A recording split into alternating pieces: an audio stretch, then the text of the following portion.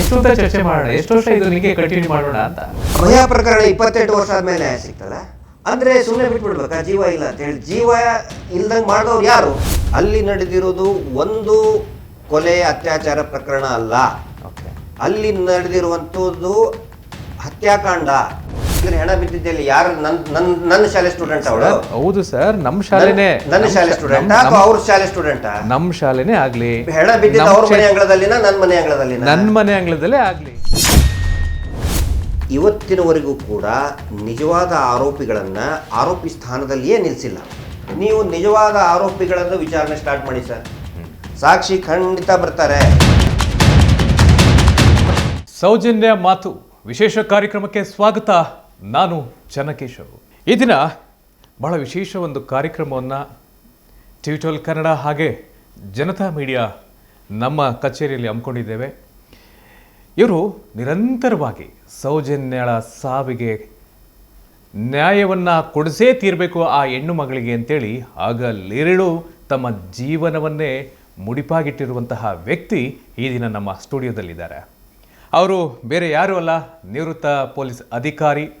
ಸಾಮಾಜಿಕ ಹೋರಾಟವನ್ನು ತನ್ನ ಹೋರಾಟ ನನ್ನ ಹೋರಾಟ ಅಂತ ತಿಳಿದು ಹಗಲಿರುಳು ಶ್ರಮಿಸ್ತಾ ಇರ್ತಕ್ಕಂತಹ ಗಿರೀಶ್ ಮಟ್ಟಣ್ಣನವರ್ ಅವ್ರನ್ನ ಕಾರ್ಯಕ್ರಮಕ್ಕೆ ಸ್ವಾಗತವನ್ನು ಕೊಡ್ತೇನೆ. ಸರ್, ಕಾರ್ಯಕ್ರಮಕ್ಕೆ ಸ್ವಾಗತ ಸರ್. ನಮಸ್ತೆ, ಹೇಗಿದ್ದೀರಿ ಸರ್? ದಣಿದು ತಮ್ಮ ವಾಯ್ಸು ಕೂಡ ತುಂಬ ಡಲ್ ಆಯಿತು.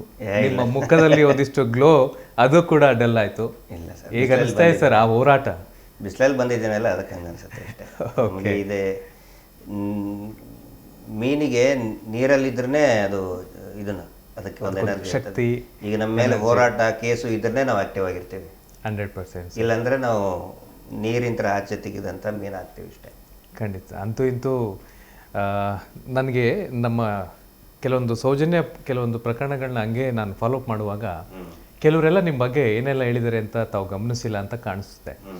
ಆದರೆ ಬೇರೆ ಬೇರೆ ಚಾನಲ್ ಅವರು ತುಂಬ ಮಾಡಿದ್ದಾರೆ, ಅದನ್ನು ತಾವು ಗಮನಿಸಿರ್ತೀರಿ. ಕಮೆಂಟ್ಗಳನ್ನಂತೂ ನಿಮಗೆ ನೋಡೋಕ್ಕಂತೂ ಸಮಯ ಇರೋದೇ ಇಲ್ಲ ಅಂತ ನಾನು ಭಾವಿಸ್ತೀನಿ.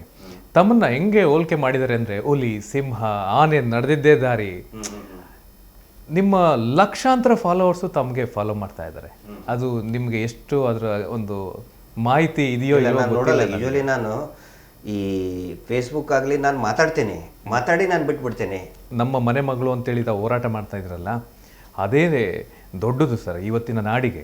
ಅದು ನಮ್ದು ಒಬ್ಬಂದೇ ಹೋರಾಟ ಅಲ್ಲ. ಈಗ ಮಹೇಶ್ ಶೆಟ್ಟಿ ತಿಮರೋಡಿ ಅವರು ಇರೋದ್ರಿಂದ ಮತ್ತು ತಾಯಿ ಇರೋದ್ರಿಂದ ನೋಡಿ, ಕೆಲವೊಬ್ಬರು ನಮಗೆ ಬೈತಾ ಇರ್ತಾರೆ. ಏನಂತ ಹೇಳಿದರೆ, ನೀವು ಅಜ್ಮೀರ್ದಲ್ಲಿ ಕೇಸ್ ಆಯಿತು, ಅದನ್ನು ಯಾಕೆ ನೋಡ್ತಾ ಇಲ್ಲ, ಈ ಕೇಸ್ ಆಯಿತು, ಬೇರೆ ಅತ್ಯಾಚಾರ ಪ್ರಕರಣ ಬಗ್ಗೆ ಯಾಕೆ ಮಾತಾಡ್ತಾ ಇಲ್ಲ ಅಂತೇಳಿ. ಒಂದು ಏನಂತ ಹೇಳಿದರೆ, ಈ ಅಫೆನ್ಸ್ ಅತ್ಯಾಚಾರದಂತಹ ಪ್ರಕರಣಗಳು, ರೇಪ್ ಆ್ಯಂಡ್ ಮರ್ಡರ್ ಆದಾಗ ಪೇರೆಂಟ್ಸ್ ಗಟ್ಟಿಯಾಗಿ ನಿಂತಾಗ ಮಾತ್ರ ನಮ್ಮಂಥವ್ರು ಮಾತಾಡೋದು ಸಾಧ್ಯ. ಹೌದು. ಪೇರೆಂಟ್ಸು ನಿಮಗೆ ಆಗಬೇಕು ನಮ್ಮ ವಿಷಯ ಅಂತ ಕೇಳಿಬಿಟ್ರೆ ಏನು ಮಾಡೋಣ? ಈಗ ನೇಹಾ ಪ್ರಕರಣ ಇದೆಯಲ್ಲ, ಅವ್ರ ಫಾದರ್ ನನಗೆ ತುಂಬ ಚೆನ್ನಾಗಿ ಪರಿಚಯ, ಅವರು ತುಂಬ ಒಳ್ಳೆ ವ್ಯಕ್ತಿ. ನೇಹಾ ಫಾದರ್ ನಮಗೀಗಲ್ಲ 20 ವರ್ಷದಿಂದ ನನಗೆ ಗೊತ್ತವರು. ಹುಬ್ಬಳ್ಳಿಯಲ್ಲಿ ಈಗ ಕಾರ್ಪೊರೇಟರ್ ಆಗಿದ್ದಾರೆ. ಒಳಗಡೆ ವಿಷಯ ಏನಿರ್ತದೆ ಅವ್ರ ಮನೆಯವ್ರಿಗೆ ಗೊತ್ತಿರ್ತದೆ. ಮನೆಯವರು ಗಟ್ಟಿಯಾಗಿ ನಿಂತ್ಕೊಂಡ್ರೆ ನಾವು ಅವ್ರ ಜೊತೆಗೆ ಇದನ್ನು ಮಾಡೋಕ್ಕೆ ಬರ್ತದೆ. ಯಾವಾಗ ಅದು ಪರ್ಸ್ನಲೈಸ್ ಆಗಿ ಬಿಡ್ತದಲ್ಲ, ನಾವು ಮಾತಾಡೋಕ್ಕಾಗೋದಿಲ್ಲ. ಈಗ ಬೇರೆ ಬೇರೆ ಕೇಸ್ಗಳಲ್ಲಿ ನೋಡಿ, ನಿರ್ಭಯ ಪ್ರಕರಣದಲ್ಲಿ ಅವರ ತಾಯಿ ಆಶಾದೇವಿ ಗಟ್ಟಿಯಾಗಿ ನಿಂತ್ಕೊಂಡ್ರು ಅಂದರೆ ಜನಸಾಮಾನ್ಯರು ಗಟ್ಟಿಯಾಗಿ ನಿಂತ್ಕೊಂಡ್ರು. ನಿಮ್ಗೆ ಯಾಕೆ ಬೇಕ್ರಿ ನಮ್ಮ ಮನೆ ವಿಷಯ ಅಂತ ಕೇಳಿದರೆ, ಹೂ ಆರ್ ವಿ? ಇಲ್ಲಿ ಸೌಜನ್ಯ ತಾಯಿ ಭಾಳ ಗಟ್ಟಿಯಾಗಿ ನಿಂತ್ಕೊಂಡಿದ್ದಾರೆ. ಅವ್ರಿಗಿರುವಂಥ ಧೈರ್ಯ ಅಂದರೆ ಅವರ ಪಕ್ಕದಲ್ಲಿ ಇರುವಂಥ ಮಹೇಶ್ ಶೆಟ್ಟಿ ತಿಮರೋಡಿ ಅವರು. ಹೌದು ಸರ್. ನಂತರ ನಾನು ಅದನ್ನೆಲ್ಲ ಮಾತಾಡ್ತೀನಿ ಸರ್. ನನಗೆ ಪ್ರಶ್ನೆಗಳನ್ನ ತಮ್ಮನ್ನು ಏನು ಕೇಳಬೇಕು ಅನ್ನೋದೇ ಗೊಂದಲ ನಿನ್ನೆಯಿಂದ. ಯಾಕೆ ಅಂತ ತಮಗೆ ತಿಳಿಸ್ತೀನಿ. ನಮ್ಮ ಮಾಧ್ಯಮದ ಸ್ನೇಹಿತರು ನಿಮ್ಮನ್ನು, ಈ ಕಬ್ಬು ಗೊತ್ತಲ್ಲ ಸರ್, ತಮ್ಮನ್ನ ಕಬ್ಬು ಈ ಗಾಣಕ್ಕಾಕಿ ಹೆಂಗೆ ರುಬ್ತಾರೆ, ರಸನ ತೆಗಿತಾರೆ, ಹಂಗೆ ತಮ್ಮ ಜೀವನದ ಸಂಪೂರ್ಣ ಪದನೂ ಕೂಡ ಒಂದೊಂದು ದಿನದ ಆ ಒಂದು ತಮ್ಮ ಕೆಲಸ ಕಾರ್ಯಗಳ ಜೊತೆಗೆ ನಿಮ್ಮ ಜೀವನವನ್ನು ಸಂಪೂರ್ಣವಾಗಿ ತೋರಿಸಿದ್ದಾರೆ, ಹೋರಾಟವನ್ನು ತೋರಿಸಿದ್ದಾರೆ. ನನಗೆ ಅದೇ ತುಂಬ ಗೊಂದಲ ಆಗಿದ್ದು. ನಮ್ಮ ವೀಕ್ಷಕರು ನಿರಂತರವಾಗಿ ನಮ್ಮನ್ನು ಕೂಡ ಪ್ರಶ್ನೆ ಮಾಡ್ತಾ ಇದ್ದಾರೆ, ಹೋರಾಟಗಾರರನ್ನ ತಾವುಗಳು ಇಂಟರ್ವ್ಯೂ ಮಾಡಲಿಲ್ಲ ಸೌಜನ್ಯಕ್ಕೆ ಪ್ರಕರಣಕ್ಕೆ ಸಂಬಂಧಪಟ್ಟಂತೆ ಅಂತೇಳಿ. ಏನು ಇಂಟರ್ವ್ಯೂ ಮಾಡೋದು ಸಾಹೇಬ್ರನ್ನ ಅಂತೇಳಿ ಬಹಳ ಯೋಚನೆ ಮಾಡಿದ್ದೆ. ಆದರೂ ಕೂಡ ನಮ್ಮ ಜನರೇ ನಮಗೆ ಒಂದಿಷ್ಟು ಪ್ರಶ್ನೆಗಳನ್ನ ಕೊಟ್ಟಿದ್ದಾರೆ. ಅದನ್ನು ತಮಗೆ ಪ್ರಶ್ನೆಯನ್ನು ಮಾಡ್ತೀನಿ ಖಂಡಿತವಾಗ್ಲೂ. ಆದರೂ ನಮ್ಮ ಆಡಿಯನ್ಸು ತಮಗೆ ಒಂದು ಬಿರುದನ್ನು ಕೊಟ್ಟಿದ್ದಾರೆ. ಭಗತ್ ಸಿಂಗು, ಸುಖದೇವ್ ಅವರು ಅವರ ಒಂದು ಮಾರ್ಗದರ್ಶನದಲ್ಲಿ ಹೋರಾಟವನ್ನು ಮಾಡ್ತಾ ಇರ್ತಕ್ಕಂಥ ವ್ಯಕ್ತಿ ಅಂತೇಳಿ ತಮಗೆ ಬಿರುದನ್ನು ಕೊಟ್ಟಿದ್ದಾರೆ. ನೀವೇ ಕೆಲವೊಂದು ಇಂಟರ್ವ್ಯೂಗಳಲ್ಲಿ ಅವರ ಒಂದು ತತ್ವದ ಸಿದ್ಧಾಂತಗಳನ್ನ ತಾವು ವಿವರಣೆಯನ್ನು ಕೊಟ್ಟಿದ್ರಿ. ಆದರೆ ಇವತ್ತು ಕೂಡ ನಮ್ಮ ಕರ್ನಾಟಕದ ಜನರು ಅವರ ರೀತಿಯಲ್ಲಿ ಬದುಕ್ತಾ ಇರ್ತಕ್ಕಂಥ ಒಬ್ಬ ಹೋರಾಟಗಾರ ಅಂತೇಳಿ ತಮ್ಮನ್ನು ಭಾವಿಸಿದ್ದಾರೆ. ಆ ಒಂದು ನಿಮ್ಮ ಬಗ್ಗೆ ನಿಮ್ಮದೇ ಆದಂಥ ಒಂದು ಸಿದ್ಧಾಂತಗಳನ್ನ ಒಪ್ಪಿ ಇಷ್ಟಪಟ್ಟಿರ್ತಕ್ಕಂಥ ಜನರಿಗೆ ಏನನ್ನು ಹೇಳಕ್ಕೆ ಬಯಸ್ತೀರಿ? ನೋಡಿ, ನಾನು ಅವರ ಪಾದದ ಧೂಳಿಗೆ ಸಮ. ನಾನು ಯಾವುದಕ್ಕೂ ಕೂಡ ನಮ್ಮಂಥ ಒಬ್ಬ ಕನಿಷ್ಠ ವ್ಯಕ್ತಿ, ಒಬ್ಬ ಕನಿಷ್ಠ ವ್ಯಕ್ತಿ ನಾನು. ನಮ್ಮಂಥವನ್ನ ಅವರು ತುಂಬ ಮೇರು ವ್ಯಕ್ತಿತ್ವ, ಅವ್ರಿಗೆ ಕಂಪೇರ್ ಮಾಡೋಕ್ಕೆ ಆಗಲ್ಲ, ಮಾಡೋದು ಬೇಡ. ಯಾಕಂತ ಹೇಳಿದರೆ ನೋಡಿ, ಅವ್ರ ಬಗ್ಗೆ ನಾವು ನೆನೆಸ್ಕೊಂಡ್ರೆ ಓದಿದ್ರೆ ಮೈಯೆಲ್ಲ ರೋಮಾಂಚನ ಆಗುತ್ತೆ. ನಾವು ನೋಡಿ ಸಂಸಾರಿಕ ಜೀವನ ನಡೆಸೋರು. ಆನಂತರ ನನ್ನ ಆಗಲೇ ಹೇಳಿದ್ರಲ್ಲ, ಹುಲಿ ಸಿಂಹ, ನಾನು ಏನೂ ಅಲ್ಲ, I am a common man. ನನ್ನ ಆ ಥರ ಏನೂ ಕರಿಬೇಡಿ. ನಾನು ಈಗ ಹುಲಿ, ಈಗ ಕೆಲವೊಬ್ರು ಅಂತಾರೆ ಹಿಂದೂ ಹುಲಿ, ಅದ್ರ ಹುಲಿ ಪಟ್ಟೆ ಹುಲಿ ಒಂದೇ ನಾನು ನೋಡಿದ್ದು. ಸಾಮಾಜಿಕ ಜಾಲತಾಣದಲ್ಲಿ ತುಂಬ ನಿಮ್ಮ ಬಗ್ಗೆ ಒಂದು ಒಳ್ಳೆಯ ಅಭಿಪ್ರಾಯ ಇದೆ. ಕೆಲವರೆಲ್ಲ ಈ ಒಂದು ಒಳ್ಳೇದು ಮಾಡೋನಾಗ ಕೆಟ್ಟದ್ದು ಚರ್ಚೆ ಮಾಡೋದು ಬಹಳ ಅದೊಂದು ಸ್ವಾತಂತ್ರ್ಯ ಎಲ್ಲರಿಗೂ ಇದೆ. Yes sir, yes definitely sir, definitely. ನನಗೇನಂತ ಇದ್ರೆ ಸಿಚುವೇಶನ್ಗೆ ನಾನು ರಿಯಾಕ್ಟ್ ಮಾಡ್ತೇನೆ ಇಷ್ಟೇ. Yes sir. ನನ್ನ ಟೈಮ್ ಏನಿದೆ ಅದನ್ನು ನಾನು ಇದಕ್ಕೆ ಕೊಡ್ತಾ ಇದ್ದೀನಿ. ಅದಕ್ಕೆ ನಿಮ್ಗೆ ಏನಿಸ್ತದೆ, ನಾನೇನೋ ದೊಡ್ಡ ಗುಡ್ಡ ಕಡ್ದು ಕಟ್ಟೆ ಹಾಕ್ತಾ ಇದ್ದೇನೆ ಅಂತ ಅನಿಸ್ತದೆ. ಇದನ್ನು ನಾನು ಮನಸ್ಸಿನ ಮೇಲೆ ತಗೊಂಡು ನಾನು ಯಾವ್ದು ಕೆಲಸ ಮಾಡಿದ್ರು ಮಾಡ್ತೀನಿ, ಮನಸ್ಸಿನ ಮೇಲೆ ತಗೊಳ್ತೀನಿ. ಅದಿಲ್ಲ ಅಂತಂದರೆ ತುಂಬ ಸೋಂಬೇರಿ ವ್ಯಕ್ತಿ ನಾನು. ಓಕೆ, ಮಾಡಬೇಕು ಅಂದ್ರೆ ಮಾಡಲೇಬೇಕು ಸರ್. ನಾನು ಕೆಲವೊಂದು ವಿಡಿಯೋನ ತಮ್ಮದನ್ನು ಗಮನಿಸ್ತೀನಿ ಸರ್. ತುಂಬ ಕೋಪ ತಮಗೆ. ಇದು ಏನಾರ ಒಂದು ಸರಿ ಇಲ್ಲ ಅಂತ ತಮ್ಗೆ ಏನಾರು ಅನ್ಸಿದ್ರೆ ತುಂಬ ಕೋಪ ಅಲ್ಲ. ಯಾಕೆ ಅದೇನು ನಿಮಗೆ ಆ ಕೋಪನ ನೋಡಿ ತಾವು ಆ ಥರ ಅಗ್ರೆಸಿವ್ ಆಗ್ತೀರಾ, ಅಥವಾ ನಿಮ್ಮ ಬ್ಲಡ್ಡಲ್ಲೇ ಇದೆಯಾ, ಅಥವಾ ನಿಮ್ಮ ಕುಟುಂಬದಿಂದ ಅಂದರೆ ನಿಮ್ಮ ಫಾದರ್ ಅಥವಾ ಮದರಿಂದ ಏನಾರು ಅದು ಬಂದಂಥ ಕಾಣಿಕೆ? ಈ ಪ್ರಕರಣ ಬಗ್ಗೆ ಸ್ಟಡಿ ಮಾಡಿದ ಯಾರಿಗೇ ಆದರೂ ಕೂಡ ಖಂಡಿತ ಕೋಪ ಬಂದೇ ಬರ್ತದೆ, ಆವೇಶ ಬಂದೇ ಬರ್ತದೆ. ಯಾಕಂತ ಹೇಳಿದರೆ ನಾನು ಯಾವತ್ತಿಗೂ ಕೂಡ ಈ ಪ್ರಕರಣವನ್ನು ಸೌಜನ್ಯ ಏನೋ ನನ್ನ ಮಗಳೋ ತಂಗಿನೋ ಏನೋ ಒಂದು ಅಂತ ಕಂಡುಕೊಂಡಿದ್ದೀನಿ ನಾನು. ಓಕೆ. ನಿನ್ನೆ ರಾತ್ರಿ ಮಹೇಶ್ ಶೆಟ್ಟಿ ತಿಮ್ಮರೋಡಿ ಅವರು ನಾವು ರಾತ್ರಿ 11 ಗಂಟೆಗೆ 1 ಗಂಟೆಗೆ ಮಾತಾಡ್ತಾ ಇದ್ವಿ, ರಾತ್ರಿ 1 o'clock. ಓಕೆ. ಅದು 4 ಗಂಟೆ ಮಟ್ಟ ಅದು ಜೀವಂತನೇ ಇತ್ತು ಮಗು ಅಂತ ಹೇಳಿ. ಅಂದರೆ ಜೀವಂತ ಇದ್ದಾಗಲೇ ಅವಳು ಇದಕ್ಕೆ ಮಣ್ಣು ಹಾಕಿದ್ದಾರೆ, ಅವಳಿಗೆ ಅಷ್ಟು ನೊಂದಿದೆ. ನಿಜವಾಗ್ಲೂ ಕೂಡ ಪ್ರತಿಯೊಬ್ಬರು ಈಗ ಆ್ಯಸ್ ಅ ನ್ಯೂಸ್ ಅಂತ ನೋಡ್ತಾರೆ ಕೆಲವೊಬ್ಬರು. ಹೌದು. ನಾವು ಅಲ್ಲಿ ಒಳಗಿದ್ಕೊಂಡು ಅನೇಕ ಸತ್ಯಗಳನ್ನು ನಾವು ಕಂಡುಕೊಂಡಿದ್ದೀವಿ. ಹೌದು. ಸ್ವತಃ ಅಂತಲ್ಲಿ ಏನು ನಡೆದಿದೆ ಅಂತ ನಮ್ಗೆ ಗೊತ್ತಿದೆ. ಅದು ನಿಮಗೆ ಗೊತ್ತಾದರೆ ನೀವು ಕೂಡ ನಿಮಗೂ ಅದೇ ಆಕ್ರೋಶ ಬರುತ್ತೆ. ಅಂದರೆ ಎಸ್ ಡೆಫಿನೆಟ್ಲಿ ನೀವು ಹೇಳಿದ್ದು ನಾನು ಒಪ್ಕೊಳ್ತೀನಿ ಸರ್. ಆಮೇಲೆ ನಾವು ಸಾಧು ಸಂತರಲ್ಲ ಸರ್. ನಾನು ನೋಡಿ, ನಾವೇನು ಸಾಧು ಸಂತನಾಗಲಿ ಅಥವಾ ತಪಸ್ವಿ ಆಗಲಿ ಆಗಲ್ಲ, ಕಂಟ್ರೋಲ್ ಮಾಡ್ಕೋಬೇಕು, ಸಿಟ್ಟು ಕಂಟ್ರೋಲ್ ಮಾಡಬೇಕು ಅಲ್ಲ. I am a very common man. ಸಹಜವಾಗಿ ಸಿಟ್ಟು ಬರ್ತದೆ. ಖಂಡಿತ ಅಗ್ರಿ ಸರ್. ಆದರೆ ನನ್ನ ಪ್ರಶ್ನೆ ಅಂದರೆ ಜನರ ಪ್ರಶ್ನೆ, ಸೌಜನ್ಯ ಒಬ್ಬ ಹೆಣ್ಮಗಳಿಗೆ ಆ ಥರ ಭೀಕರವಾಗಿ ಮಾಡಿದಂಥದ್ದು ಖಂಡಿಸ್ತದೆ, ಇಡೀ ಸಮಾಜನೇ ಖಂಡಿಸ್ತಾ ಇದೆ ಸರ್. ಇವತ್ತು ಸಾಮಾಜಿಕ ಜಾಲತಾಣನೇ ಇಲ್ಲದೆ ಇದ್ದಿದ್ದರೆ ಈ ಪ್ರಕರಣ ಯಾವ ರೀತಿ ಸಾಕ್ತಾ ಇತ್ತು ಅನ್ನೋದನ್ನ ಊಹೆನೂ ಮಾಡ್ಕೊಳಕ್ಕಾಗ್ತಾ ಇಲ್ಲ. ಅದು ಜನರೇ ಹೇಳ್ತಾ ಇದ್ದಾರೆ, ಮುಚ್ಚೋಗ್ತಾ ಇತ್ತು, ಇಷ್ಟೊಳಗಡೆ ಚರ್ಚೆನೇ ಬರ್ತಿರ್ಲಿಲ್ಲ, ಮುಚ್ಚಿ ಹಾಕ್ಬಿಟ್ಟಿದ್ರು 100% ಸರ್. ಈ ಥರದ ಸಂದರ್ಭದಲ್ಲಿ ಗಿರೀಶ್ ಮಟ್ಟಣ್ಣನವರು ಇದ್ರ ಬಗ್ಗೆ ಆಕ್ರೋಶ ಹೋರಾಟ ಅಥವಾ ಮಹೇಶ್ ತಿಮ್ಮರೋಡಿ ಅವರು ಮಾಡ್ತಾ ಇರ್ತಕ್ಕಂಥದ್ದು ಬಹಳ ಅದ್ಭುತವಾದಂಥ ಒಂದು ನಡೆ. ಆದರೆ ಆ ಹೆಣ್ಮಗಳು ಒಬ್ಳೇನ ಇನ್ನೂ ಎಷ್ಟೊಂದು ಪ್ರತಿನಿತ್ಯ ರೇಪ್ ಅಂಡ್ ಮರ್ಡರ್ ನಡೀತಾ ಇದ್ದಾವೆ, ಅದ್ರ ಬಗ್ಗೆ ಯಾವುದು ಚರ್ಚೆ ಮಾಡ್ತಾ ಇಲ್ಲ, ಅದ್ರ ಬಗ್ಗೆ ಯಾವುದನ್ನು ಕೇಳ್ತಾ ಇಲ್ಲ, ಅಥವಾ ಈ ಥರ ಹಿಂಗೆ ಆಗ್ತಾ ಇದೆ ಅಂತ ಅಲರ್ಟ್ ಮಾಡುವಂಥದ್ದು, ಸಂದೇಶ ಕೊಡುವಂಥದ್ದು ಯಾಕೆ? ಅದೊಂದರಿಂದನೇ ಇವರು ಫೋಕಸ್ ಅನ್ನೋದನ್ನ ಕೆಲವರು ಪ್ರಶ್ನೆ ಸರ್. ಆಯ್ತು. ಈಗ ಏನಂತ ಹೇಳಿದ್ರೆ, ಪ್ರತಿ 28 ಅನೇಕ ಬಾರಿ ನಾನು ಹೇಳಿದ್ದೇನೆ ಈ ಡಾಟಾನ, ಈಗ ಇನ್ನೂ ಇನ್ಕ್ರೀಸ್ ಆಗಿದೆ. ಪ್ರತಿ 27ರಿಂದ 29 ನಿಮಿಷಕ್ಕೆ ಈ ದೇಶದಲ್ಲಿ ಒಂದು ಅತ್ಯಾಚಾರ ಪ್ರಕರಣ ಆಗುತ್ತೆ. ಅರ್ಧ ಗಂಟೆ ಇಟ್ಕೊಳ್ಳೋಣ, ಅರ್ಧ ಗಂಟೆಗೆ ಒಂದು ಈ ದೇಶದಲ್ಲಿ ಅತ್ಯಾಚಾರ ಪ್ರಕರಣ ನಡೀತದೆ. ಅದರಲ್ಲಿ ರಿಪೋರ್ಟೆಡ್ ಇರ್ತದೆ, ಅನ್ರಿಪೋರ್ಟೆಡ್ ಇದೆ. ರಿಪೋರ್ಟೆಡ್ ಆದದ್ರಲ್ಲಿ ಮಾಧ್ಯಮದಲ್ಲಿ ಬರೋದು ತುಂಬ ಕಡಿಮೆ.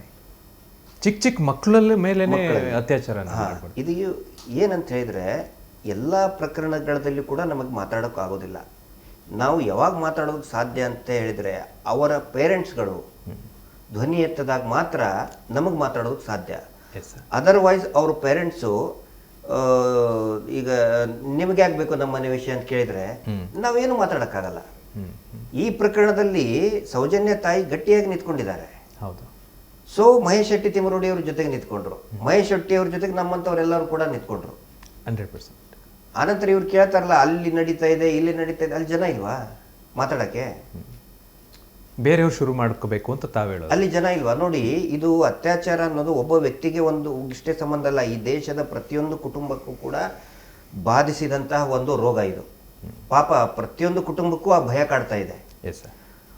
ಶಾಲೆಗೆ ಹೋದಂತಹ ಮಗಳು ಅಂದ್ರೆ ಸೇಫ್ ಆಗಿ ಬರ್ತಾಳೆ ಅನ್ನುವಂತಹ ನಂಬಿಕೆ ಇಲ್ಲ.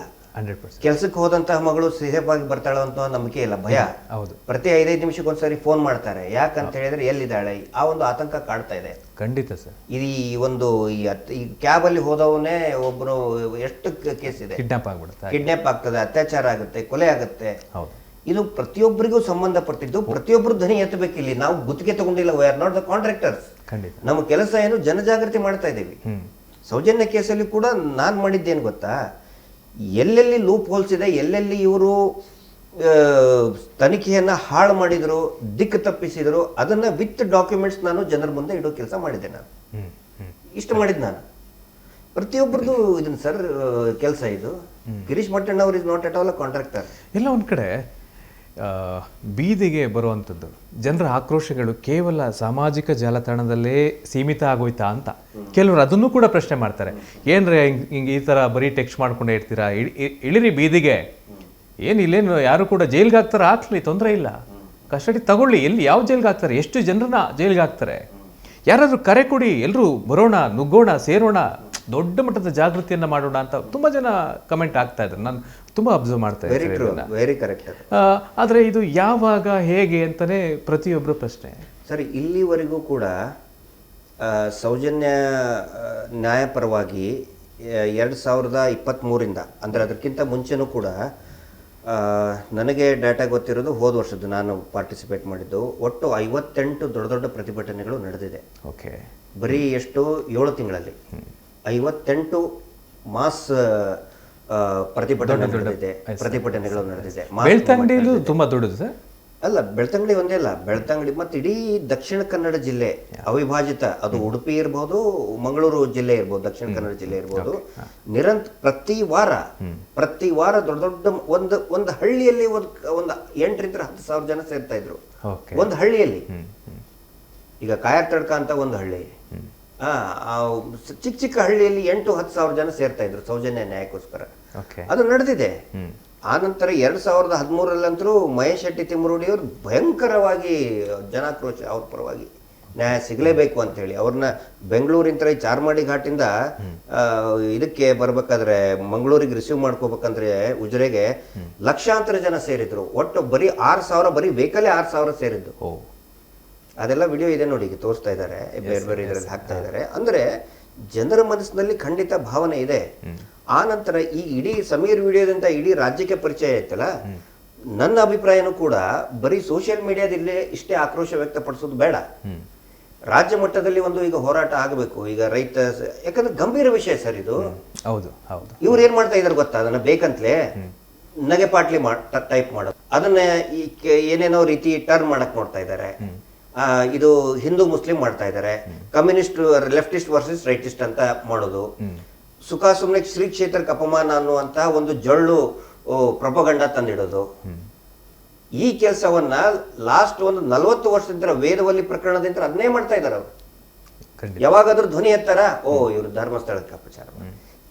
ಯಾರು ಬೈದಿಲ್ಲ ಸರ್, ದೇವಸ್ಥಾನಕ್ಕೆ ಯಾಕೆ ಬೈತಾರೆ ಹೇಳ್ರಿ? ನೀವು ಸೌಜನ್ಯ ಕೇಸ್ ಬಗ್ಗೆ ಮಾತಾಡಬಾರ್ದು. ಸೊ ಯಾಕೆ ಮಾತಾಡಬಾರ್ದು ಅಂತ, ಅಲ್ಲಿ ನಡೆದಂತ ಕೊಲೆ ಅತ್ಯಾಚಾರಗಳ ವಿರುದ್ಧ ಯಾಕೆ ಮಾತಾಡಬಾರ್ದು ಸರ್? ಈಗ ಮೊನ್ನೆ ನಾನು ಇದು ತುಂಬ ಮಾತಾಡೋದಿದೆ, ನಂತರದ ಮಾತಾಡ್ತೀನಿ ಸರ್. ಬೆಂಗಳೂರಲ್ಲಿ ಒಂದು ಸಭೆ ಮಾಡೋಕ್ಕೆ ಅಂತೇಳಿ ಒಂದು ಒಳ್ಳೆ ಸಮಾನ ಮನಸ್ಕರರ ತಂಡ ಸಿದ್ಧತೆ ಮಾಡ್ಕೊಂಡಿತ್ತು. ಬೆಂಗಳೂರಿನ ಚಾಮರಾಜಪೇಟೆಯಲ್ಲಿ ಫಸ್ಟು ಸಿದ್ಧತೆ ಆಗಿತ್ತು. ಆದರೆ ಅಲ್ಲಿ ಏನು ಹಾಲ್ ಕೊಟ್ಟಿದ್ರು ಮೀಟಿಂಗ್ ಮಾಡೋಕ್ಕೆ, ಯಾವುದೇ ಪ್ರತಿಭಟನೆ ಅಲ್ಲ, ಬರೀ ಹಾಲ್ ಕೊಟ್ಟಿದ್ರು, ಬರೀ ಸಭೆ ಮಾಡ್ತಾ ಇದ್ರು, ಹೇಗೆ ಮಾಡಬೇಕು ಏನು ಮಾಡಬೇಕು ಅಂತೇಳಿ. ಆ ಹಾಲ್ನೇ ಕೊಡೋದಿಲ್ಲ, ನಂತರ ಪೋಸ್ಟ್ಪೋನ್ ಆಗುತ್ತೆ. ಒಂದು 4-5 ದಿನ ನಂತರ ಈ ಮಲ್ಲೇಶ್ವರಮಲ್ಲಿ ಇರ್ತಕ್ಕಂಥ AICT ಅಲ್ಲಿ ಒಂದು ಅಂದ್ರೆ ಒಂದು ಸಭೆಯನ್ನ ಮಾಡ್ತಾರೆ. ನಮ್ಮ ಒಂದು ಹಕ್ಕನ್ನ ನಾವು ಚಿಕ್ಕದಾಗ ಒಂದು ಸಭೆ ಮಾಡೋಕ್ಕೆ 10 ಜನ ಸೇರ್ಕೊಂಡು ಯಾಕೆ ಪರ್ಮಿಷನ್ ಕೊಡೋದಿಲ್ಲ, ಹೋರಾಟ ಮಾಡ್ತಾ ಇಲ್ಲ? ಅಲ್ಲಿ ಒಂದು ಸಭೆ ಆಗುತ್ತೆ ನಂತರದಲ್ಲಿ. ಅಂದ್ರೆ ಯಾವ ತರದ ಸನ್ನಿವೇಶ ಸಂದರ್ಭಗಳು ಇಲ್ಲಿ ಸೃಷ್ಟಿ ಆಗ್ತಾ ಇದೆ ಪ್ರತಿದಿನ ಅಂತ. ಎಕ್ಸಾಕ್ಟ್ಲಿ ಬ್ರಿಟಿಷ್ ರಿಜನ್ನಲ್ಲಿ ಏನಿತ್ತಲ್ಲ ಅದೇ ರೀತಿನೇ ಅವಾಗಲೂ ಕೂಡ ಸ್ವಾತಂತ್ರ್ಯ ಹೋರಾಟದ ಬಗ್ಗೆ ಚರ್ಚೆ ಮಾಡಬೇಕು, ಸಭೆ ಸೇರಬೇಕು ಅಂದ್ರೆ ಪೊಲೀಸರನ್ನ ಬಿಟ್ಟು ಇದೇ ರೀತಿ ಎದುರಿಸ್ತಾ ಇದ್ರು. ಹೌದು, ಈಗ ಮತ್ತೆ ಮರುಕಳಿ ಇವರು ಕೂಡ ಬ್ರಿಟಿಷರ ಬಕೆಟ್ ಹಿಡ್ಕೊಂಡೇ ಧರ್ಮಸ್ಥಳ ದೇವಸ್ಥಾನವನ್ನ ಕ್ಯಾಪ್ಚರ್ ಮಾಡ್ಕೊಂಡಂತ ಕುಟುಂಬ ಇದು.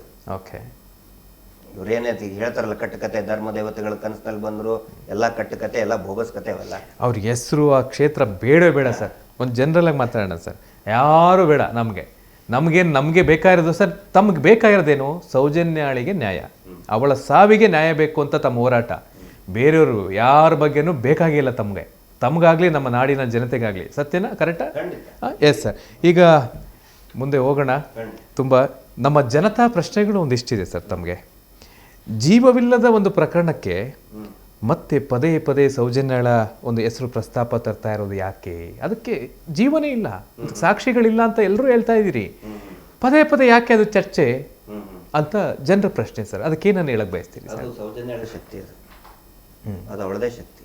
ಹೇಗೆ? ಯಾಕಂದ್ರೆ ಸೌಜನ್ಯಳ ಜೊತೆಗಿಂತ ಮುಂಚೆ ಅನೇಕ ಹೆಣ್ಮಕ್ಳು ಅಲ್ಲಿ ಇದೇ ರೀತಿಯಾಗಿ ಬರ್ಬರವಾಗಿ ಕೊಲೆಯಾಗಿ ಹೋಗ್ಬಿಟ್ಟಿದ್ದಾರೆ. ಇದು ಯಾಕೆ ಪದೇ ಮುನ್ನೆಲೆ ಬರ್ತಾ ಇದೆ ಅಂತ ಹೇಳಿದ್ರೆ ಅವೆಲ್ಲವಕ್ಕೂ ಕೂಡ ಒಂದು ನ್ಯಾಯ ಬೇಕಲ್ಲ ಸರ್. ಜೀವ ಇಲ್ಲದ್ದು ಅಂತ ನಾವು ಹೇಳ್ಬೋದು. ನಾನು ಕೇಳೋದು, ಈಗ 13 ವರ್ಷ ಆದ ನಂತರ ಈ ಪ್ರಶ್ನೆ ಬರ್ತಾ ಇದೆ, ಜೀವ ಇಲ್ಲದ್ದು. ಬಟ್ ಪ್ರಕರಣ ಆದ ತಕ್ಷಣನೇ ಜೀವ ಇತ್ತಿಲ್ಲೋ ಪ್ರಕರಣಕ್ಕೆ? ಅವಳು ಜೀವ ಹೋಗಾಗಿದೆ, ಹೌದು. ಪ್ರಕರಣಕ್ಕೆ ಜೀವ ಇತ್ತ ಇಲ್ಲೋ? ಈಗ 13 ವರ್ಷದ ದೂರದಿಂದ ನಾವು ನೋಡ್ತಾ ಇದೀವಿ. At a distance of 13 years ಹೌದು, ನಮ್ಗೆ ದೂರವಾಗಿ ಕಾಣುತ್ತೆ. ಅದು ಜೀವನ ಇಲ್ಲ ಅನ್ಸುತ್ತೆ. ನಾವು ಕೇಳೋದು, ಆ 1ನೇ ವರ್ಷಕ್ಕೆ 2ನೇ ವರ್ಷಕ್ಕೆ ಜೀವ ಇತ್ತಿಲ್ಲ ಸರ್? ಇತ್ತು, ಈಗಿಲ್ಲ. ಅದನ್ನ ಯಾಕೆ ಹಂಗಿದ್ರೆ ಸುಮ್ಮನೆ ಬಿಟ್ಬಿಡ್ಬೇಕಾ? ಯಾವುದು ಅಭಯ ಪ್ರಕರಣ 28 ವರ್ಷ ಆದ್ಮೇಲೆ ನ್ಯಾಯ ಸಿಕ್ತಲ್ಲ ಕೇರಳದಲ್ಲಿ, ಸಿಸ್ಟರ್ ಅಭಯ. ಇದರಲ್ಲಿ ಅದು ಕ್ರಿಶ್ಚಿಯನ್ ಅದೊಂದು ಹಾಸ್ಟೆಲ್ ಅಲ್ಲಿ 28 ವರ್ಷ ಆದ್ಮೇಲೆ ನ್ಯಾಯ ಸಿಕ್ತು. ಅಂದ್ರೆ ಸುಮ್ಮನೆ ಬಿಟ್ಬಿಡ್ಬೇಕಾ ಜೀವ ಇಲ್ಲ ಅಂತ ಹೇಳಿ? ಜೀವ ಇಲ್ದಂಗೆ ಮಾಡಿದವ್ರು ಯಾರು? ಅವ್ರನ್ನ ಹಿಡೀರಿ ಅಂತ ತಾವು. ಹೌದು, ಇಲ್ಲ ಅಂತ ಹೇಳಿದ್ರೆ ಇನ್ನು ಸೌಜನ್ಯ ಪ್ರಕರಣ ಆದ ಮೇಲೆ ಇಷ್ಟು ದೊಡ್ಡ ಮಟ್ಟಕ್ಕೆ ನಿರಂತರವಾಗಿ ಹೋರಾಟ ಇರೋದಕ್ಕೆ ಇವತ್ತಿನವರೆಗೂ ಕೂಡ ಯಾವುದೇ ರೀತಿಯಾದಂತಹ ಆ ಥರ ಪ್ರಕರಣಗಳಾಗಿಲ್ಲ. ಎಷ್ಟೋ ಜನ ಹೆಣ್ಮಕ್ಳ ಜೀವ ಉಳಿತೋ ಇಲ್ಲ? ಖಂಡಿತ ಬಿಡು, ಅದೇ ಹೋಗ್ಬಿಡ್ತು, ಕೇಸೇ ಇಲ್ಲ, ಸಾಕ್ಷಿ ನಾಶಕ್ಕೆ ಸುಮ್ಬಿಟ್ರೆ ಇನ್ನು ಮುಂದುವರಿಯುತ್ತೆ ಅಂತ ಇನ್ನು ಮುಂದುವರಿಸ್ತಾರೋ. ದೊಡ್ಡ ರಾಕ್ಷಸರು ಅವರು, ನರ ರಾಕ್ಷಸರು ಅಲ್ಲಿ. ಆ ನಂತರ ಇಲ್ಲಿ ತಮ್ಮ TV12 ಕೇಳ್ತಾ ಇರುವಂತಹ ಎಲ್ಲಾ ವೀಕ್ಷಕರಿಗೆ ನಾನು ಹೇಳ್ತಾ ಇದ್ದೇನೆ, ಅಲ್ಲಿ ನಡೆದಿರೋದು ಒಂದು ಕೊಲೆ ಅತ್ಯಾಚಾರ ಪ್ರಕರಣ ಅಲ್ಲ. ಅಲ್ಲಿ ನಡೆದಿರುವಂತದ್ದು ಹತ್ಯಾಕಾಂಡ. 100 ಜನಗಳನ್ನ, ಹೆಣ್ಣು ಮಕ್ಕಳನ್ನ ವಿಶೇಷವಾಗಿ ಹತ್ಯೆ ಮಾಡಿದಂತ ಹತ್ಯಾಕಾಂಡವೇ ನಡೆದಿದೆ ಅಲ್ಲಿ. ತನಿಖೆ ಆಗಬೇಕಲ್ಲ ಸರ್, ಶಿಕ್ಷೆ ತಪ್ಪಿತಸ್ಥರಿಗೆ ಶಿಕ್ಷೆ ಆಗಬೇಕಲ್ಲ. ತನಿಖೆಗೆ ಯಾರು ಒಬ್ಬರ ಸಹಕಾರ ಇಲ್ಲ. ಈ ಕಡೆ ಕಾರ್ಯಾಂಗ ಸರಿಯಾಗಿ ತನಿಖೆಗೆ ನಿಮಗೆ ಸಪೋರ್ಟ್ ಇಲ್ಲ, ಈ ಕಡೆ ಶಾಸಕಾಂಗ ಬೇರೆಯವರ ಪರವಾಗಿ ಮಾತಾಡ್ತಾ ಇದೆ. ಈ ಒಂದು ಹೆಣ್ಮಗಳಿಗೆ ಅಥವಾ ಮುಂದೆ ಈ ಥರ ಅನಾಹುತ ನಡಿಬಾರ್ದು, ಅಟ್ಲೀಸ್ಟ್ ತನಿಖೆ ಮಾಡಬೇಕು ಅಂದರೆ. ಯಾಕೆ ಅಂತಂದರೆ ದೇಶದ ಪ್ರತಿಷ್ಠಿತ ಎಲ್ಲ ಏಜೆನ್ಸಿಗಳು ಅಂದರೆ ತನಿಖಾ ಸಂಸ್ಥೆಗಳು ಇದನ್ನು ತನಿಖೆ ಮಾಡಾಯಿತು, ಯಾವುದೇ ಎವಿಡೆನ್ಸ್ ಇಲ್ಲ. ಯಾಕೆ ಅದ್ರ ಬಗ್ಗೆ ಪ್ರತಿನಿತ್ಯ ತಾವೇ ಈಗಾಗಲೇ ಹೇಳಿದ ಹಾಗೆ 30 ನಿಮಿಷಕ್ಕೆ ಒಂದೊಂದು ಅತ್ಯಾಚಾರಗಳು ಇಡೀ ದೇಶದಲ್ಲಿ ನಡೀತಾ ಇದೆ. ಅದರೊಳಗಡೆ ಇದು ಒಂದು ಎಷ್ಟು ಅಂತ ಚರ್ಚೆ ಮಾಡೋಣ, ಎಷ್ಟು ವರ್ಷ ಇದು ನಿಮಗೆ ಕಂಟಿನ್ಯೂ ಮಾಡೋಣ ಅಂತ. ಇವರು ಕೆಲವೊಬ್ರು ಹೇಳ್ತಾರೆ, ಅಂದರೆ ಪರ್ಸೆಪ್ಷನ್, ಸಾಮಾನ್ಯವಾಗಿ ಯೋಚನೆ ಮಾಡೋದು, ಇದಕ್ಕೆ ಸಾಕ್ಷಿನೇ ಇಲ್ಲ ಅಂತ ಹೇಳ್ತಾರಲ್ಲ. ಇವತ್ತಿನವರೆಗೂ ಕೂಡ ನಿಜವಾದ ಆರೋಪಿಗಳನ್ನು ಆರೋಪಿ ಸ್ಥಾನದಲ್ಲಿಯೇ ನಿಲ್ಲಿಸಿಲ್ಲ. ಇದು ಸ್ವಲ್ಪ ಕಷ್ಟ ಆಗುತ್ತೆ ಅರ್ಥ ಮಾಡ್ಕೊಳ್ಳೋದು. ಅಂದರೆ ಸೌಜನ್ಯ ಪ್ರಕರಣದಲ್ಲಿ ನಿಜವಾದ ಆರೋಪಿಗಳು ಏನು ಒಂದು 4-5 ಜನ ಇದ್ದಾರಲ್ಲ, ಜಾಸ್ತಿನೇ ಇರ್ಬೋದು. ಅವರನ್ನ FIR ನಲ್ಲಿ ಸೇರಿಸೇ ಇಲ್ಲ. ಅಲ್ಲ, ನೀವು ಹೇಳ್ತಾ ಇದ್ದೀರಿ, ಆದರೆ ತನಿಖಾ ಸಂಸ್ಥೆಗಳು ಹಂಗೆ ಹೇಳ್ತಾ ಇಲ್ವಲ್ಲ. ಏನಂತ ಹೇಳಿದೆ ತನಿಖಾ ಸಂಸ್ಥೆ ಹೇಳಿ? ಈಗ ಯಾವುದೇ ಎವಿಡೆನ್ಸ್ ಇಲ್ಲ. ಅಲ್ಲೇ ನೋಡಿ, ಇಲ್ಲಿ ಅಲ್ಲೇ ಅದನ್ನ ನಾನು ಹೇಳ್ತಾ ಇದ್ದೀನಿ ನಿಮಗೆ. ಸಂತೋಷ್ ರಾವ್ ಜೊತೆಗೆ ಅಪರಾಧಿ ಅಂತ ಅವನೇ ಆಯ್ತು, ಇಲ್ಲ. ಕೊನೆಗೆ ಬಿಡುಗಡೆ ಆಗಿತ್ತು. ಅಪರಾಧಿ ಅಲ್ಲ, ಅಕ್ಯೂಸ್ಡ್, ಸಂಶಯಾಸ್ಪದ ಅಂತ. ಅದು ಪೊಲೀಸರೇನು ಹಿಡ್ಕೊಂಡು ಬಂದಿದ್ದಲ್ಲ, ಇವರೇ ಯಾರು ನಿಜವಾದ ಅಪರಾಧಿ ಇದ್ದಾರೆ ಅವನು ಹಿಡ್ಕೊಂಡು ಬಂದು ಕೊಟ್ಟಿದ್ದು. ಅವ್ರು ಒಂದಿಬ್ಬರು 3 ಜನ. ನಿನ್ನೇನು ಕೂಡ ನಾನು ಅವ್ರದ್ದೊಂದು ಪ್ರೆಸ್ ಮೀಟ್ ಮಾಡಿದ್ರು ಅವ್ರು ಇದರಲ್ಲಿ, ಗ್ರಾಮ ಪಂಚಾಯತಿ ಅಧ್ಯಕ್ಷ. ಆ ಟೈಮ್ನಲ್ಲಿ ನಾನು ಇದ್ದೆ. ಸಂತೋಷ್ ರಾವ್ನ ಬಾಹುಬಲಿ ಬೆಟ್ಟದಲ್ಲಿದ್ದ, ಹಿಡ್ಕೊಂಡು ಹೋಗ್ಬೇಕಾದ್ರೆ ಗಡಗಡ ನಡುಕ್ತಾ ಇದ್ದ, ಹೆದರ್ತಾ ಇದ್ದ ಅಂತ ಹೇಳಿ. ಇನ್ನೊಂದು ಕಡೆ ಹೇಳ್ತಾರೆ, ಇವನೇ ಯಾಕೆ ಸೌಜನ್ಯಾಳನ್ನ ಎತ್ಕೊಂಡು ಹೋದ ಅಂತ ಹೇಳಿದ್ರೆ ಅವನು ಬಲಿಷ್ಠ ಆಗಿದ್ದ, ಕರಾಟೆ ಬ್ಲ್ಯಾಕ್ ಬೆಲ್ಟ್ ಆಗಿದ್ದ ಅಂತ ಹೇಳಿ. ಕರಾಟೆ ಬ್ಲ್ಯಾಕ್ ಬೆಲ್ಟ್ ಆಗಿದ್ದಕ್ಕೆ ಸೌಜನ್ಯಾಳನ್ನ ಹಾಡೆ ಹಗಲೇ ಎತ್ಕೊಂಡು ಹೋಗಿ ಅಲ್ಲೇ ರೋಡ್ ಪಕ್ಕದಲ್ಲೇ ರೇಪ್ ಮಾಡಿದ ಅಂತ ಹೇಳ್ತಾರೆ. ಹೌದಾ? ಅವ್ರು ಹೇಳೋದು ವರ್ಷನು. ಆಮೇಲೆ ಇನ್ನೊಂದು ಕಡೆ ಹೇಳ್ತಾರೆ, ಅವನು ಅದೇ ಸಂತೋಷ್ ರಾವ್ 2 ದಿನ ಆದ್ಮೇಲೆ ಸಾಯಂಕಾಲ ಬಾಹುಬಲಿ ಬೆಟ್ಟದಲ್ಲಿ ಸಿಕ್ಕಿದ್ದ. 3 ಜನ ನಮ್ಮನ್ನು ನೋಡಿದ ತಕ್ಷಣ ಅವನು ನಡಗಕ್ಕೆ ಸ್ಟಾರ್ಟ್ ಮಾಡಿದ್ದ. ಅರೆ, ಅವನು ಬ್ಲ್ಯಾಕ್ ಬೆಲ್ಟ್ ಆಗಿದ್ರೆ ಆ 3 ಜನರ ಮುಖ ಮೂತಿ ಒಡೆದು ಕಳಿಸ್ತಾ ಇದ್ನೋ ಇಲ್ಲೋ? ತಪ್ಪು ಮಾಡಿದೀನಿ ಅನ್ನೋದು. ನೀವು ಬ್ಲ್ಯಾಕ್ ಬೆಲ್ಟ್ ಥಿಯರಿ ಇಲ್ಲಿ ಅಪ್ಲೈ ಮಾಡೋರು ಅಲ್ಲಿನೂ ಕೂಡ ಅಪ್ಲೈ ಮಾಡ್ಬೇಕಲ್ಲ ಬಾಹುಬಲಿ ಬೆಟ್ಟದಲ್ಲಿ. ಅಂದ್ರೆ ಭಯ ಕಾಡಿರ್ಬೋದು. 3 ಜನ ಇದ್ದಾರೆ. 3 ಜನ ಬ್ಲ್ಯಾಕ್ ಬೆಲ್ಟ್ ಆಡದವನಿಗೆ 10 ಜನ ಬಂದು ಹೊಡಿತಾನೆ. ಆಕ್ಚುಲಿ 10 ವರ್ಷ ಆಯ್ತು ಅವನು ಬಿಟ್ಟು. ಇವ್ರು ಸುಮ್ಮನೆ ಅದನ್ನು ಥೇರಿ ತಂದಿಡ್ತಾರೆ. ಅವನು ಬ್ಲ್ಯಾಕ್ ಬೆಲ್ಟ್ ಪ್ರಾಕ್ಟೀಸ್ ಬಿಟ್ಟೆ 10 ವರ್ಷ ಆಗಿದೆ. ಸುಮ್ಮನೆ ಅವದೊಂದು ಜನರನ್ನ ಮರಳ ಮಾಡ್ತಾ ಇದ್ದಾರೆ. ಇಲ್ಲಿ ಏನಂತ ಹೇಳಿದ್ರೆ, ನಿಜವಾದ ಆರೋಪಿಗಳ ಸಾಕ್ಷಿ ಇಲ್ಲ ಅಂತ ಹೇಳ್ತಾರಲ್ಲ, ನೀವು ನಿಜವಾದ ಆರೋಪಿಗಳದ್ದು ವಿಚಾರಣೆ ಸ್ಟಾರ್ಟ್ ಮಾಡಿ ಸರ್. ಸಾಕ್ಷಿ ಖಂಡಿತ ಬರ್ತಾರೆ, ಅಲ್ಲೇ ಇದ್ದಾರೆ, ರೆಡಿ ಇದ್ದಾರೆ. ನೀವು ನಿಜವಾದ ಆರೋಪಿನ ಕಟ್ಟಕಟ್ಟೆಯಲ್ಲಿ ನಿಲ್ಸೇ ಇಲ್ಲ, ಎನ್ಕ್ವೈರಿನೇ ಮಾಡಿಲ್ಲ ಅಂದಮೇಲೆ. ಮತ್ತೆ ಇಷ್ಟು ದೊಡ್ಡ ದೊಡ್ಡ ಸಂಸ್ಥೆಗಳು, ಏಜೆನ್ಸಿಗಳು, ದೇಶದ ಪ್ರತಿಷ್ಠಿತ CBI ಬಂದು ಮತ್ತೆ ಇನ್ನೇನ್ ಮಾಡಿದ್ರು? CBI ಯಾವ ಪ್ರತಿಷ್ಠಿತನೂ ಅಲ್ಲ. ಅದು ಕೇಜ್ಡ್ ಪ್ಯಾರೆಟ್ ಅಂತೇಳಿ ಸ್ವತಃ ಸುಪ್ರೀಂ ಕೋರ್ಟ್ ಆರುಷಿ ಮರ್ಡರ್ ಕೇಸಲ್ಲಿ ಹೇಳಿದೆ. CBI ನಡೆಸಿದಂತಹ ಕೇಜ್ಡ್ ಪ್ಯಾರೆಟ್ ಅಂದ್ರೆ ಪಂಜರದ ಗಿಳಿ. ಪಂಜರದ ಗಿಳಿ ಕಂಟ್ರೋಲ್ ಅಂದ್ರೆ ಕೇಂದ್ರ ಸರ್ಕಾರದ ಒಂದು ಅಧೀನದಲ್ಲಿ ಇರತಕ್ಕಂತ ಒಂದು ಏಜೆನ್ಸಿ. ಹೌದು, ಅಧೀನದಲ್ಲಿ. ಆರುಷಿ ಮರ್ಡರ್ ಕೇಸ್ನಲ್ಲಿ ಸುಪ್ರೀಂ ಕೋರ್ಟ್ ತುಂಬಾ ಕ್ಲಿಯರ್ ಆಗಿ ಹೇಳಿದೆ, CBI functioning as A caged parrot. CBI ಒಂದು ಪಂಜರದ ಗಿಳಿ ತರ ಕೆಲಸ ಮಾಡ್ತಾ ಇದೆ. ಆನಂತರ CBI ನಿಂತರ ತನಿಖೆಯಾದಂತಹ ಪ್ರಕರಣಗಳಲ್ಲಿ ಕೇವಲ 5-6% ಮಾತ್ರ ಶಿಕ್ಷೆ ಆಗಿದೆ. ಅದು ಕೂಡ ಯಾವುದು, ಎಲ್ಲಿ ಪ್ರಭಾವಿಗಳ ಇದಾರಲ್ಲ ಆ ಪ್ರಕರಣಗಳಲ್ಲಿ ಶಿಕ್ಷೆನೇ ಆಗಿಲ್ಲ. This is the finding of supreme court. ಮತ್ತೆ ನೀವು ಹೆಂಗೆ ಪ್ರತಿಷ್ಠಿತ ಅಂತೀರಿ ಅದು CBI-ನ? ನಾಳೆ ಕಾಂಗ್ರೆಸ್ನವರು ಬಂದ್ರೆ ಕಾಂಗ್ರೆಸ್ನವ್ರು ಹೇಳ್ದಂಗೆ ಕೇಳ್ತಾರೆ ಸರ್. ನಾನು ಹೇಳ್ತಾ ಇಲ್ಲ CBI ದೊಡ್ಡ ಪ್ರತಿಷ್ಠಿತ ಸಂಸ್ಥೆ ಅಂತೇಳಿ, ಏಜೆನ್ಸಿ ಅಂತ. ಇಡೀ ದೇಶ, ಇಡೀ ಜನ ಮಾತಾಡ್ತಾ ಇದ್ದಾರೆ. ಇವತ್ತು ಯಾವುದೇ ಪ್ರಕರಣ ಒಂದು ರಾಜ್ಯದಲ್ಲಿ ನಡೀಲಿ, ಪ್ರತಿಯೊಂದಕ್ಕೂ CBI-ನ ತರುವಂಥದ್ದು ಮಧ್ಯಕ್ಕೆ, CBI-ಗೆ ಕೊಡಿ ಎನ್ಕ್ವೈರಿಗೆ, CBI ಕೊಡಿ ತನಿಖೆಗೆ. ಅದನ್ನ ರಾಜಕಾರಣಿಗಳು ಪ್ರತಿನಿತ್ಯ ಜಪಿಸ್ತಾ ಇರ್ತಾರಲ್ಲ ಸರ್. ಅದು ಒಂಥರ ಸಿನಿಮಾದ ಇದನ್ನಾಗ್ಬಿಟ್ಟಿದೆ. ಅದು ಸಿನಿಮಾದಲ್ಲಿ ಬರ್ತದೆ CBI ಎನ್ಕ್ವೈರಿ, CBI ಅಂತಂದ್ರೆ ಸಿನಿಮಾದಲ್ಲಿ ಇಷ್ಟೇ. ವಾಸ್ತವಿಕವಾಗಿ ನೀವು ಡಾಟಾ ನೋಡಿ, conviction rate investigated by CBI is only 5 to 6%. ಹಂಗಿದ್ರೆ ಏನು ಇನ್ವೆಸ್ಟಿಗೇಷನ್ ಮಾಡಿದ್ರೆ ಇವ್ರು CBI-ದವರು? ನೀವು CBI-ದಲ್ಲಿ ಇರೋರು ಯಾರು? ಅಲ್ಲಿ ಕೂಡ ಪೊಲೀಸ್ ಅಧಿಕಾರಿಗಳೇ, ಇಲ್ಲಿ ಟ್ರೈನಿಂಗ್ ಆದಂಥವ್ರು ಡೆಪ್ಯುಟೇಷನ್ಗೆ ಹೋಗಿರ್ತಾರೆ. ಮತ್ತೆ CBI ಅಂತ ಸಪರೇಟ್ ಕ್ಯಾಡರ್ ಇರ್ತದೆ. ಹೌದಾ? ಅದು ಇನ್ಸ್ಪೆಕ್ಟರ್ ಲೆವೆಲ್ ಕ್ಯಾಡರು. ಅವ್ರಿಗೇನು ಪ್ರತ್ಯೇಕವಾಗಿ ಅವ್ರ ಮೇಲೇನು ಕೂಡ ಒತ್ತಡ ಇದ್ದೇ ಇರ್ತದಲ್ಲ. ಖಂಡಿತ. ಅವರೇನು ಈ ದೇಶದ ಈ ರಾಜಕಾರಣಿಗಳನ್ನು ಬಿಟ್ಟು ಹೊರಗಡೆ ಏನು ಕೆಲಸ ಮಾಡ್ತಾ ಇಲ್ಲ ಅವರು. ಈ ಕೇಸ್ನಲ್ಲಿ CBI-ದಲ್ಲಿ ಪ್ರಾರಂಭದಲ್ಲಿ ತುಂಬಾ ಚೆನ್ನಾಗಿ ಮಾಡಿದ್ರು CBI. ಆ 3 ಜನನ ಕರ್ಕೊಂಡು ಬಂದು ಒಬ್ಬನಿಗೆ ಬಿಟ್ಕೊಳ್ಳೆ ನಿಜ ಹೇಳಿದವನು. ಅವ್ರೇನು ಹೇಳಿದ್ರು, ಅಲ್ಲಿರ್ತಕ್ಕಂಥ ಒಬ್ಬ ಸಬ್ ಇನ್ಸ್ಪೆಕ್ಟರ್ ಇನ್ಸೈಡ್ ಸ್ಟೋರಿ ಹೇಳ್ತಾ ಇದ್ದೀನಿ ನಿಮಗೆ. ಇನ್ಸೈಡ್ ಸ್ಟೋರಿ CBI-ದಲ್ಲಿ ಏನೇನು ನಡೀತು ಅಂತ ಹೇಳಿ. ಅವರು ಮನೆ ಮಗನೇ ಇದೆ. ನೀವು ಹೆಸರು ಹೇಳಬೇಡ ಅಂತ ಹೇಳಿದಿರಿ, ನಾನು ಹೆಸರು ಹೇಳಲ್ಲ, ಯಾರ ಹೆಸರು ಬೇಡ. ಅವ್ರ ಮನೆಯ ಮಗು ಅಮೆರಿಕಾದಲ್ಲಿದ್ದ ಅಂತ ಹೇಳ್ತಾರಲ್ಲ, ಅವ್ರ ಮನೆಯ ಮಗು ಅಮೆರಿಕಾದಲ್ಲಿ ಇದ್ದ ಅಂತ CBI ಅಧಿಕಾರಿಗಳೇ ತನಿಖೆ ಮಾಡ್ಬೇಕದ್ನ. ಆದ್ರೆ ಅವರಪ್ಪ, ಅವರ ತಂದೆ ಬಂದು ನೋಡಿ, ನನ್ನ ಮಗಂದು ಕಾರ್ಡ್ ಅಲ್ಲಿ ATM ಕಾರ್ಡ್ ಇದನ್ನು ತಗೊಳ್ರಿ, ಇದು ಡೆಬಿಟ್ ಕಾರ್ಡ್ ಇದನ್ನು ತಗೊಳ್ರಿ ಅಂತ ಇವ್ರಪ್ಪ ಯಾರು ಸರ್ ಬಂದ್ ಹೇಳಕ್ಕೆ? ಅವನೇನು ಸ್ಕೂಲ್ ಬಿಟ್ಟು ಓಡಿ ಹೋಗಿದ್ದಾನ? ನನ್ನ ಮಗ ಅಲ್ಲಿ ಹೋಗಿದ್ದ, ಇಲ್ಲಿ ಹೋಗಿದ್ದ ಅಂತೇಳಿ ಪೇರೆಂಟ್ಸ್ ಹೋಗ್ತಾರೆ. ಇದನ್ನು ಪೇರೆಂಟ್ ಟೀಚರ್ಸ್ ಮೀಟಿಂಗಾ? My question is whether CBI conducted a parents teachers meeting of an accused? ಅಂದ್ರೆ ಸರಿಯಾದ ರೀತಿಯಲ್ಲಿ ಅವರು ಎನ್ಕ್ವೈರಿ ಮಾಡ್ಲಿಲ್ಲ ಅನ್ನೋದು ತಮ್ಮ ವಾದ. ಸರ್, ಇವ್ರಪ್ಪ, ಇವ್ರ ತಂದೆ ಹೋಗಿ ಕೊಡ್ತಾನೆ. ಯಾಕೆ ಅವ್ನು ಕರ್ಸಕ್ ಆಗ್ತಿಲ್ವಾ ಅಲ್ಲಿಂದ? ಒಂದ್ ವೇಳೆ ಅಮೆರಿಕಾದಲ್ಲಿ ಇದ್ರೆ ಅಲ್ಲಿ ಬಾರಪ್ಪ ಅಂತ ಕರ್ಸಕ್ ಆಗ್ತಿದ್ದಿಲ್ವಾ? ಯಾಕೆ ಅಲ್ಲಿಂದ ಕರ್ಸೋದು ಅಂತ? ಯಾಕೆ ಸರ್ ಸ್ಟಡಿ ಮಾಡ್ತಾ ಇರ್ತಾರೆ. ತುಂಬಾ ಸ್ಟಡಿ ಮಾಡ್ತಾ ಇರ್ತಾನೆ. ಆ ಲೋಫರ್ ಒಂದು ಹೆಂಗ್ ಸ್ಟಡಿ ಮಾಡ್ತಾನೆ, ಸ್ಟಡಿ ಮಾಡೋ ಹೆಣ್ಮಕ್ಳನ್ನ ಹೆಂಗೆ ರೇಪ್ ಮಾಡಿದಾನೆ, ಅದನ್ನೆಲ್ಲ ಹೇಳ್ತೀವಿ ನಾವು. ಹೆಸರು ತಗೊಳ್ತಾ ಇಲ್ಲ ನಾನು, ಎಸ್, ದಯವಿಟ್ಟು ತಗೊಳ್ಳೋದು ಬೇಡ. ದಯವಿಟ್ಟು ಬೇಡ, ತಗೊಳ್ಳೋದು ಬೇಡ. ಯಾಕಂತ ಹೇಳಿದ್ರೆ ಮತ್ತೆ ಆ ಶಿನಪ್ಪಗೆ ಕೆಲಸ ಆಗ್ತದೆ, ಎಕ್ಸ್ಟ್ರಾ ಮತ್ತೆ ಇನ್ನೊಂದು ನೋಟಿಸ್ ಬರೀ ಯಾರ ಹೆಸರು ಬೇಡ, ಆ ಶಿನಪ್ಪಗೆ ಯಾವ ಸ್ಥಳದ ಹೆಸರು ಶಿನಪ್ಪಗೆ ಮತ್ತೆ ಇನ್ನೊಂದು ಎಕ್ಸ್ಟ್ರಾ ನೋಟಿಸ್ ಬರೀಬೇಕಾಗತ್ತೆ ಪಾಪ ಅದು. ಅದಕ್ಕೆ ಇವ್ರ ಅಪ್ಪನ ಕೆಲಸ ಏನು ಸರ್ CBI ಇದರಲ್ಲಿ? Why CBI entertained his father? ಒಂದಿಷ್ಟು ಅವ್ರಿಗೆ ಅನುಕೂಲ ಆಗಲಿ ಅಂತ ಒಂಚೂರು ಸಪೋರ್ಟ್ ಮಾಡಿರ್ಬೋದು. ಇದು ಒಂದು ಮತ್ತೆ ಒಂದಿಷ್ಟು ಅನುಕೂಲ ಮತ್ತೆ CBI ನೀಟಾಗಿ ಮಾಡ್ಬೇಕು ತಾನೆ. ಆ ನಂತರ ಒಬ್ಬ ಹಾನೆಸ್ಟ್ ಆಫೀಸರ್ ಅದರಲ್ಲಿ ಬರ್ತಾರೆ.